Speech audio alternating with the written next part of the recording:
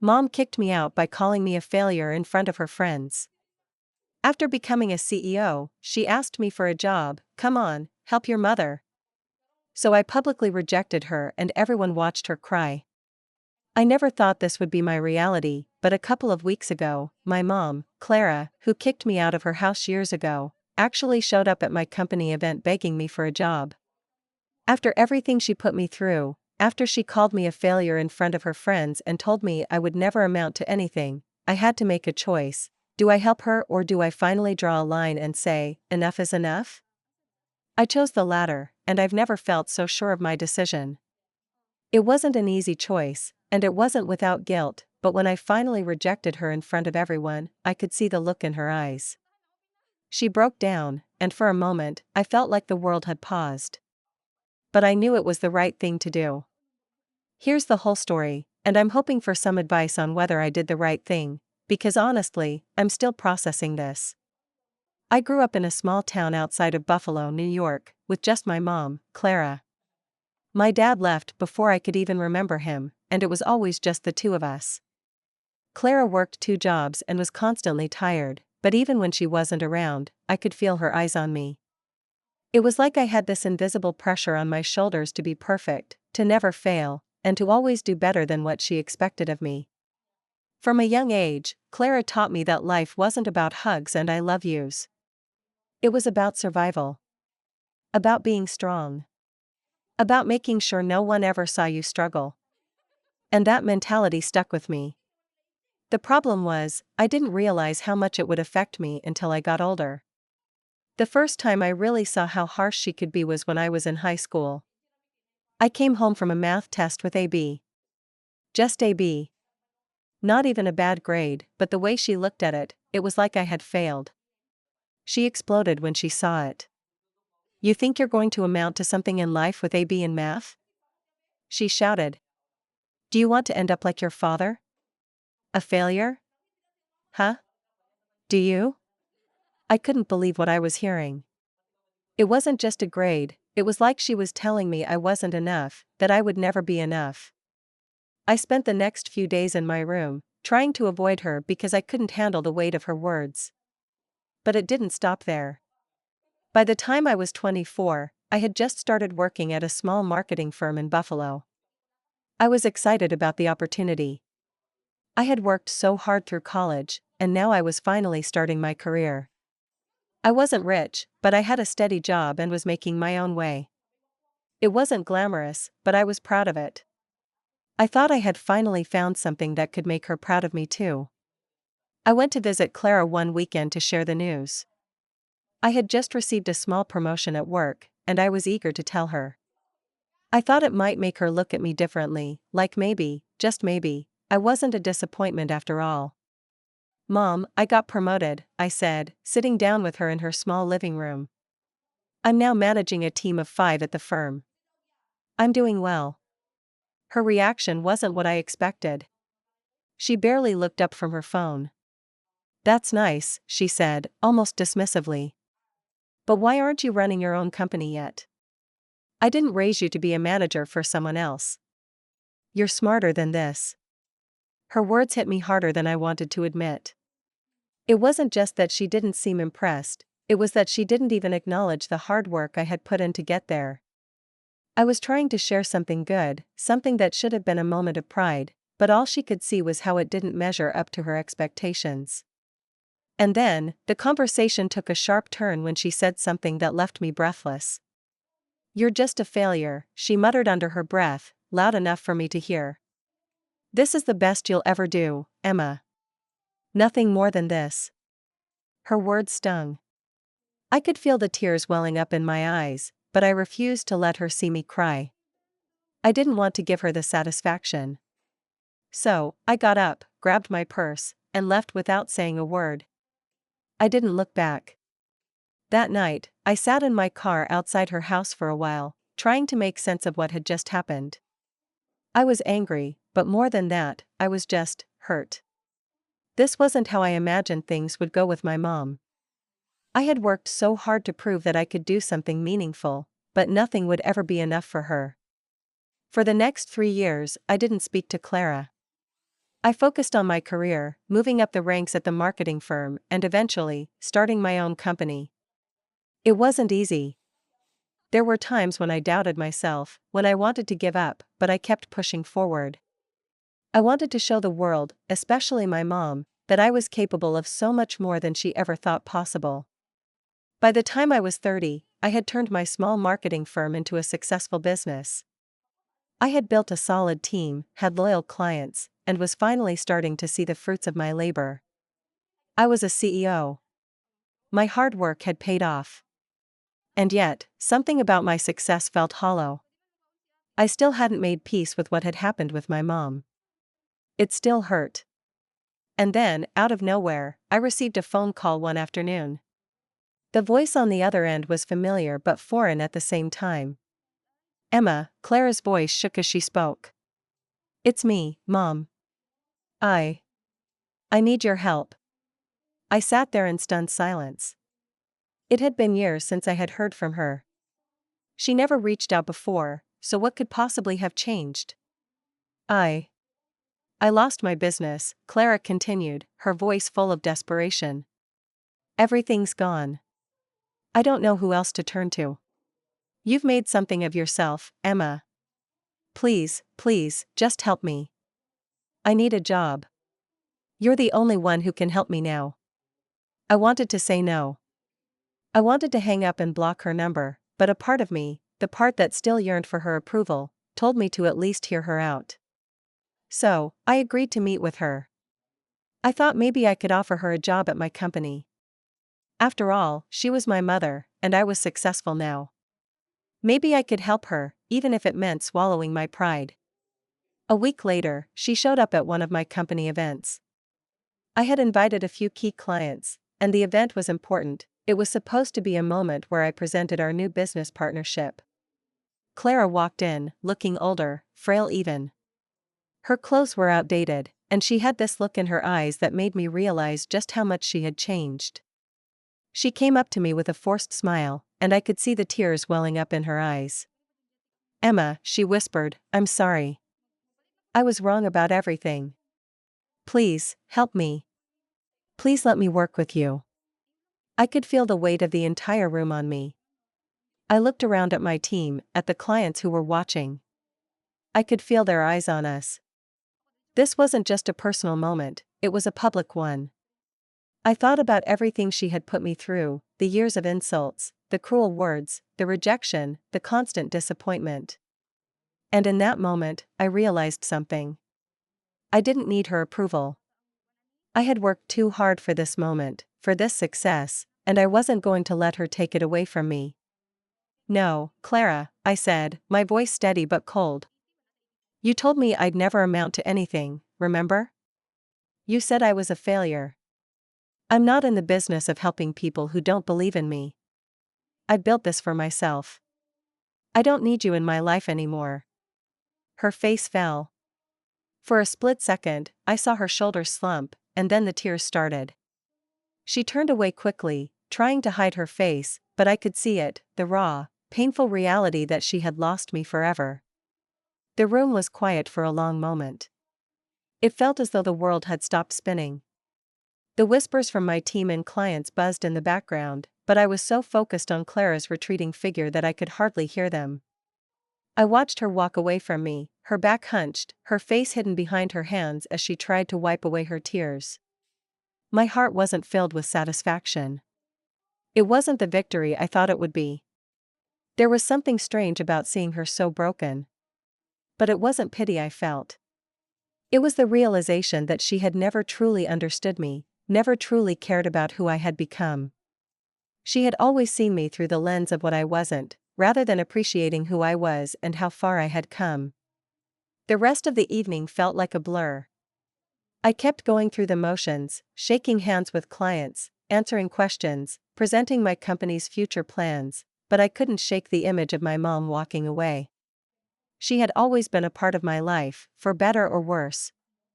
It's hard to explain, but even after everything, there was a part of me that wanted her approval, that wished things had been different between us. But then I remembered all the years I spent trying to make her proud, And all the years I spent doubting myself because of her harsh words. The weight of her judgments had never truly left me, even when I was standing at the top of my career, surrounded by people who respected me for who I had become. I knew, deep down, that rejecting her was the right decision. But that didn't make it any easier. The following days were a strange mix of emotions.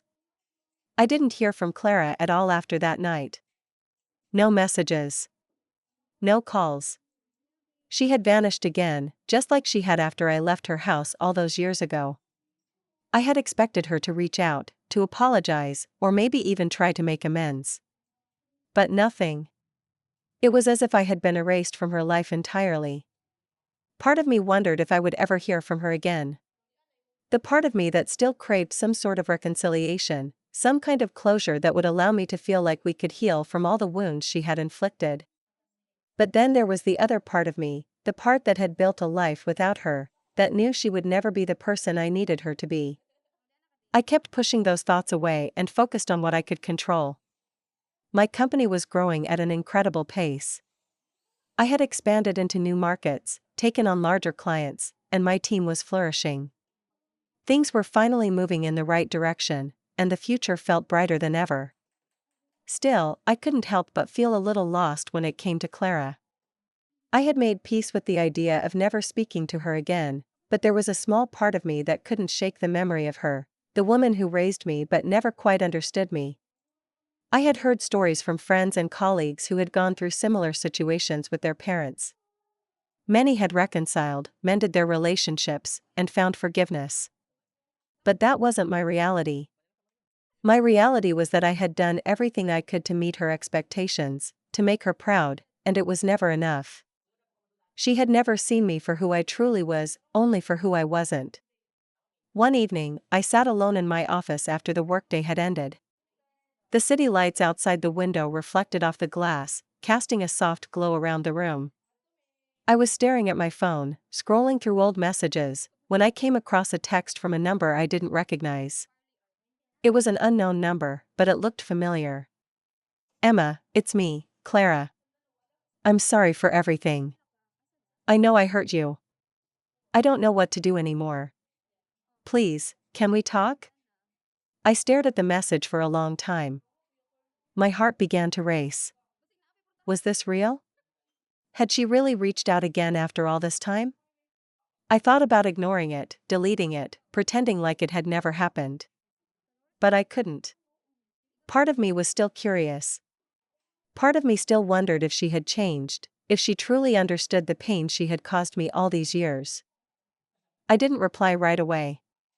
Instead, I closed my phone and sat back in my chair. The questions flooded my mind. Should I give her another chance? What would it look like to reopen that chapter of my life? And what would it mean for my own healing? I spent the next few days in limbo. I couldn't stop thinking about her message. I kept asking myself if it was worth the emotional risk. Was I strong enough to face her again, to hear her side of the story, knowing how much damage she had done to me? I didn't know the answer. What I did know was this: I had built a life for myself, and no one, not even my mother, could take that away from me. I had worked too hard to let anyone's negativity, especially hers, derail my journey. Yet, part of me still longed for the connection we could have had, for the mother-daughter relationship that was never meant to be. In the days that followed, I reached out to a few close friends to get their thoughts on the situation. I shared my doubts, my fears, and the confusion I felt about what to do next. They all said pretty much the same thing, that I needed to take care of myself first. That my growth, my success, and my mental well-being should be my top priority. But they also said something else, something that stuck with me more than anything. "Emma, you can choose whether or not you want her in your life. But you can't make that decision for her. You need to decide what's best for you." The more I thought about it, the more I realized that the answer wasn't in a phone call or an apology. It was in me, in how I wanted to live my life moving forward. I couldn't keep waiting for Clara to change. I had to decide if I was willing to let her back in, knowing that the past would always be a part of us. But at what cost? Would it be worth it? I didn't have the answers, but I knew one thing: I couldn't go back to the girl I used to be. The girl who constantly sought approval from someone who would never give it. I had to protect the person I had become, the person who had fought through every hardship and never gave up. As the days passed, I kept reflecting on what had happened. The more I thought about it, the more I realized that my rejection of her wasn't about cruelty. It wasn't about vengeance. It was about drawing a line, finally standing up for myself in a way I had never done before. It was about saying, I don't need your approval. I've created something on my own. But the question still remained: could I ever forgive her for everything she had done? Could I ever bring her back into my life without it feeling like a betrayal to myself? The weeks after Clara's message were a blur. I kept the text on my phone, reading it over and over again, but I didn't respond. I knew what it would mean to open that door again, and part of me was terrified. The last time we spoke, I had finally freed myself from the weight of her judgment. I had chosen my own path, and I wasn't ready to throw all that away, especially not for her. But as time passed, something shifted inside me. I couldn't stop thinking about how our relationship had always been defined by her cruel words, by her refusal to acknowledge anything I had accomplished. It wasn't just that she had hurt me, she had never seen me for who I really was, who I had worked so hard to become. That's what bothered me the most. I couldn't give her the chance to belittle me again. I couldn't let her come back into my life expecting everything to be the same. If I was going to have a relationship with her, it would have to be on my terms. One afternoon, while I was at the office, I heard a knock at the door. I wasn't expecting anyone. My assistant, Natalie, opened the door, her eyes wide with surprise. "Emma, your mom is here. She says she wants to talk." My stomach twisted. I knew it was only a matter of time before she showed up at my office, trying to repair the rift between us. I wasn't ready for this, but part of me knew it was inevitable. I could feel the walls in my chest tightening, the familiar anxiety creeping up on me. "Let her in," I said, taking a deep breath. Clara walked into my office a few moments later, looking older and more frail than I had remembered. She stood there for a moment, looking at me with a mixture of hope and shame in her eyes. She was dressed in a simple blouse and slacks, and the confidence she used to carry had evaporated. She looked vulnerable. It was strange seeing her like that, especially after everything that had happened. "Emma," she said, her voice cracking slightly. I didn't know where else to go. I've lost everything. My business failed, and I have nothing left. I know I don't deserve your help, but please, I'm asking for a chance." I didn't say anything for a long time. I studied her face, looking for any sign that she truly understood the pain she had caused me over the years. Her words seemed rehearsed, desperate. This wasn't the strong, independent woman I had grown up with. This was someone who had lost everything and was now pleading for mercy. I couldn't bring myself to forgive her, not yet. But I wasn't going to let her walk away without acknowledging the past. Not this time. "You told me I would never amount to anything," I said, my voice steady but cold. "You called me a failure in front of your friends. Do you remember that, Clara?" She flinched at the mention of it, but she didn't deny it. She just nodded, her eyes welling up again. "I'm sorry," she whispered. "I was wrong. I see that now. I see how much you've done, how far you've come. And I regret everything I said to you." There was a long silence. I could feel the tension building between us, the weight of everything unsaid. My heart ached, but I couldn't let it control me anymore. I had spent so many years living in her shadow, trying to make her proud. But I was done with that. I wasn't that scared, insecure girl anymore. "You can't just apologize and expect everything to be okay," I said, looking her straight in the eye. "I've spent my whole life working to prove you wrong. But no matter how much I did, it was never enough for you. And you've hurt me too much for that to just disappear." Clara's shoulders slumped, and she sat down in the chair across from my desk. "I know," she said softly. "I didn't know how to love you the way you needed. I always thought that tough love would make you stronger, but all it did was push you away. I was wrong. I looked at her, really looked at her, for the first time in years. And I realized something. I had spent so long resenting her, but I had also spent so long holding on to that resentment. I was angry at her, yes, but more than that, I was angry at myself for allowing her to have such power over my life. You're right about one thing, I said, finally breaking the silence. You were wrong. And I spent years trying to fix things that were never going to be fixed. But I'm not going to fix you. I'm not going to carry that burden anymore. Her face crumpled, and she began to cry. Not the controlled, self-pitying tears she had used to manipulate me in the past, but genuine tears of regret. And for the first time in my life, I didn't feel the need to comfort her. I just let her cry, knowing that this moment was hers to own. I know I don't deserve anything from you, Emma, she whispered between sobs. But please, if there's any way you can help me, please, let me try to make it right. I paused. This was the moment I had feared, the moment where I had to make the decision that would define not just my relationship with Clara, but the rest of my life. I knew she was asking for help, but part of me still wanted to make her feel the sting of her past actions. She had treated me like I was nothing for so long. And now, when she had nothing left, she was asking for my forgiveness. I've worked too hard for what I have now, I said, my voice firm. I built a company from nothing, and I did it without you. I'm not going to just forget the years of hurt because you're struggling now. You had your chance to support me, and you chose not to. You had your chance to love me, and you didn't. Clara looked at me, devastated, but I wasn't done. You want my help? I continued. You want a job? A second chance? It's not going to be on my terms. It's going to be on yours. You need to prove to me, not just with words, but with action, that you can respect me, that you can accept the choices I've made and the life I've built. I could see the realization dawning on her. She wasn't going to get a free pass. She wasn't going to be able to manipulate me anymore. But the words I spoke were final, and I meant them. I'm giving you this opportunity not because I owe you anything, but because you owe me, I said, feeling a sense of power I had never felt before. And if you can't accept that, then you can walk out of my office and never come back. Clara didn't speak for a moment. She wiped her eyes, looking at me as though she was seeing me for the first time. Then she nodded, slowly, and said the words I had longed to hear. I will do whatever it takes, Emma. I will prove to you that I can be the person you need me to be.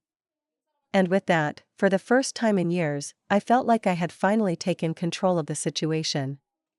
I had given her a chance, not to absolve her of her mistakes, but to make her earn the smallest bit of redemption. The power was no longer in her hands, it was mine. And that, in itself, was the revenge I needed. The rest of the conversation was quiet. She didn't beg anymore. She didn't try to manipulate me. She just sat there, listening. I could tell she understood now, truly understood, that this wasn't about her needing something from me. It was about her finally facing the consequences of how she had treated me for all those years. When she left my office, there were no more tears. Just a sense of quiet resolution between us. I didn't know what the future would hold, but I knew one thing for sure, I had taken back my life, my power, and my peace. And for the first time, I felt like I was truly free.